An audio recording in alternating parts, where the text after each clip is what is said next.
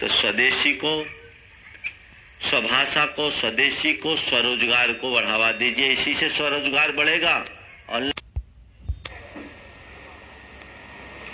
Macaulay के द्वारा British संसद में 1835 में दिए गए वक्तव्य से पता चलता है।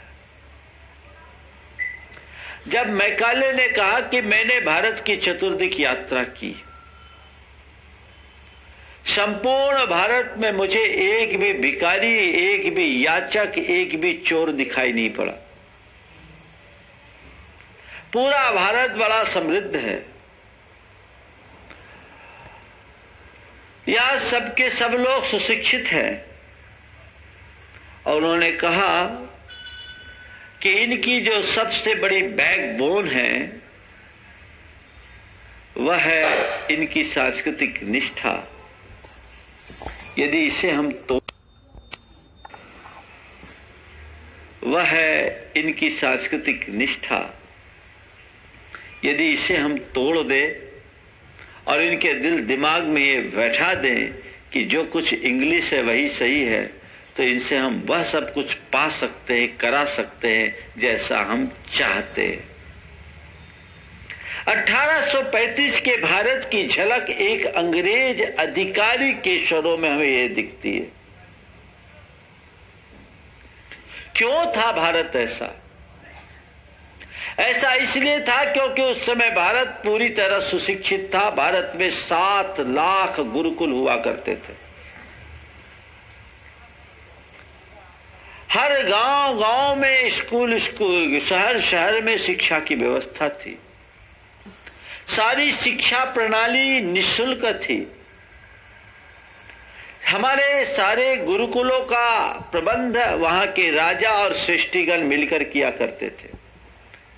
हमारे यहाँ की साक्षरता का प्रतिशत दक्षिण भारत में 100% और उत्तर भारत में 97% था। लोगों को पूर्ण ज्ञान था, लेकिन उस समय की शिक्षा होती थी, डिग्री नहीं, उपाधि नहीं। उपाधि रहित शिक्षा जो उनके कौशल और दक्षता को बढ़ाती थी। लोग कला और गुणों में निपुण होकर निकलते थे। अपनी पढ़ाई पूरी कर चुकने के बाद वे किसी पर निर्भर नहीं रहते थे। उनमें इतनी योग्यता और क्षमता आ जाती थी कि वे अपनी आवश्यकता के अनुरूप काम कर सके और अपने जीवन का बखूबी निर्वाह कर सके। ये भारत का रूप था। ये भारत है जिस भारत में जंग रहित लोहे का निर्माण हुआ करता था। ये भारत है जहां की टेक्सटाइल इंडस्ट्री पूरी दुनिया में आगे थी। पूरी एक साड़ी को माचिस की डब्बी में समेट ले ऐसी साड़ी की बुनाई यहां हुआ करती थी। ये भारत था जहां सारी कलाएं और गुणों की शिक्षा दी जाती थी। हमारे गुरुकुलों में जो शिक्षा होती थी वो पोथियों की नहीं, 72 कलाओं और 64 गुणों की शिक्षा दी जाती थी, जिससे हर व्यक्ति अपने आप में योग्य और सक्षम होकर निकलता था। उसका व्यक्तित्व अंदर से गढ़ जाता था। वो भारत था।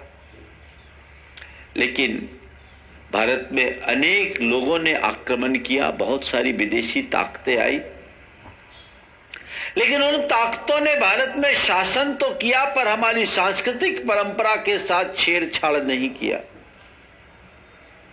इसलिए उनसे हमें उतना नुकसान नहीं हुआ। सबसे ज्यादा नुकसान हमें अंग्रेजों से हुआ, क्योंकि उनने हमारी पूरी संस्कृति को ही उलट पलट दिया। 1835 में लॉर्ड मैकाले ने अपना प्रस्ताव दिया और 1857 में अंग्रेज